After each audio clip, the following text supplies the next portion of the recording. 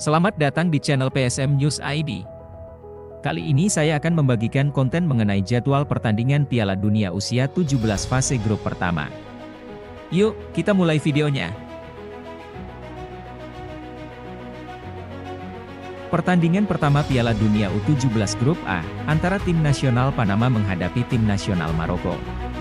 Pertandingan akan dilangsungkan di Stadion Gelora Bung Tomo pukul 17 WIB. Sementara itu di grup B, tim nasional usia 17 Mali akan menghadapi tim nasional usia 17 Uzbekistan di Stadion Manahan Solo. Kick-off berlangsung pada pukul 17 WIB.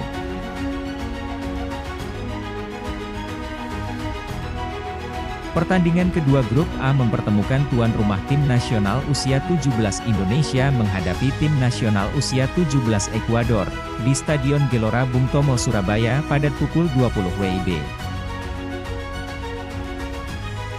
Sementara itu pertandingan lain grup B di Stadion Manahan Solo. Tim nasional U17 Spanyol akan ditantang tim nasional U17 Kanada pada pukul 20 WIB.